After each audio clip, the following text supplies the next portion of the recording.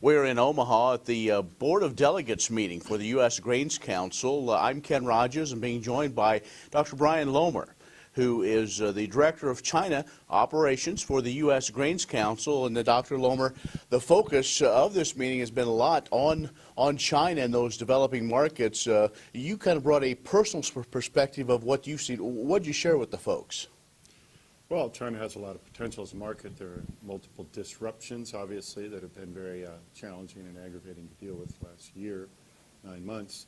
But down the road, it's very difficult to say anything with certainty, but there's definite consensus that China will be a net feed grain importer, and it's actually now part of policy in China. So I think the recent years with high prices and policies to maintain high prices in China are going to be resolved ultimately so that the markets there are more rational and function more effectively.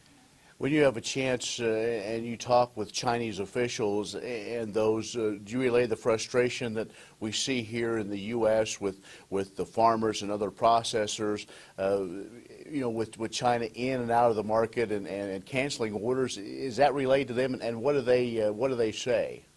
We definitely relate that to them, and they're aware of it, and they're also aware of the frustrations on the China side. The feed mills and the livestock producers there, they're also getting hurt quite a bit by these sudden trade restrictions.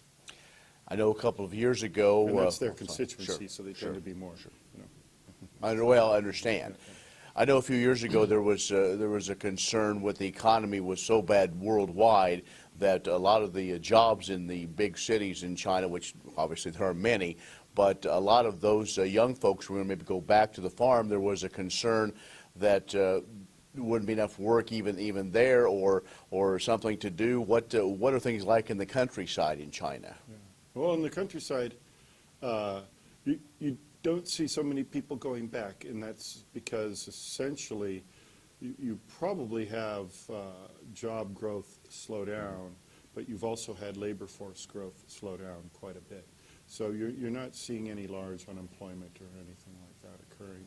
So the countryside remains fairly much the same, a lot of aging farmers.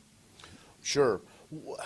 What is maybe one of the biggest misconceptions that U.S.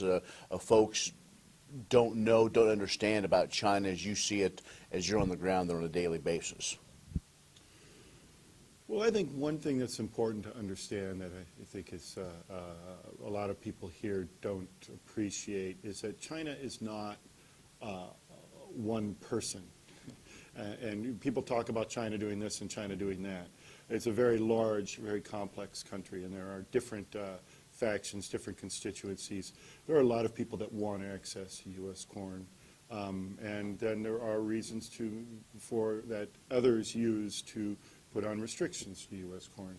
So when you think about China, restricting U.S. corn from going in, it's not China. It's certain people and certain constituencies in China that are doing it for specific reasons. But I can tell you, customers in China who definitely would like better access. Overall, the Chinese people seem to be pleased, happy, and think that things are progressing? Yeah. Well, again, in the feed and livestock industry, right. There's a lot of frustration there, too. Mm-hmm. But, frankly, China's a big place, a lot going on, a lot of issues being addressed simultaneously. And on the man in the street, on their radar screen, they don't even see it. Sure. They might have an opinion about genetically engineered foods, but they'll also likely be the first to tell you that they really don't know anything about it. Are there other things that get in the way? I mean, as far as from looking from an ag and a grain standpoint, as far as intellectual property and other things, I assume those maybe all kind of get mixed together as you're trying to do your job in getting more U.S. grains in China.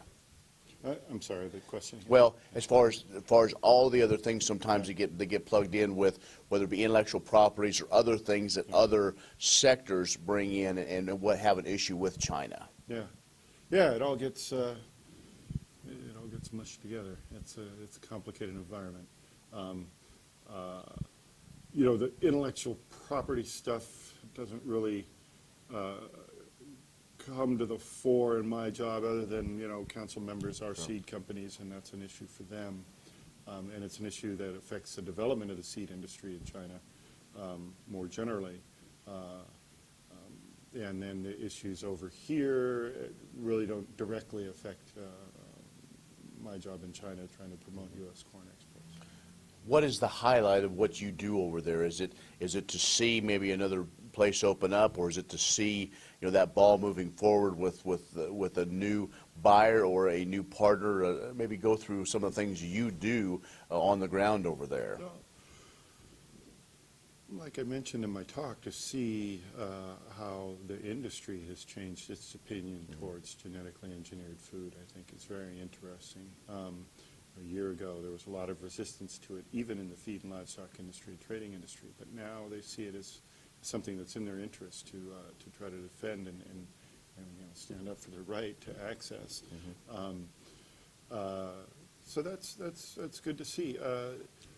There's also a change in mood among policymakers, and there's a lot more debate about whether these policies to maintain high prices for corn, to promote production, is really in China's interest or not. And that's interesting to see. So let's look 20 years down the road. Will China be a China that we recognize today, in your opinion? Well, I was in China 20 years ago. I was in China almost 30 years ago, and I never would have expected it to be what it is today. China will be what it is today 20 years from now, and more so. Whether that's, and what that more so is going to be, I don't know. But it will definitely be, a major player in the world economy. Thanks for your time. Thanks for the insight. Yeah, welcome. Dr. Bryan Lohmar, who heads up the China operations for the U.S. Greens Council.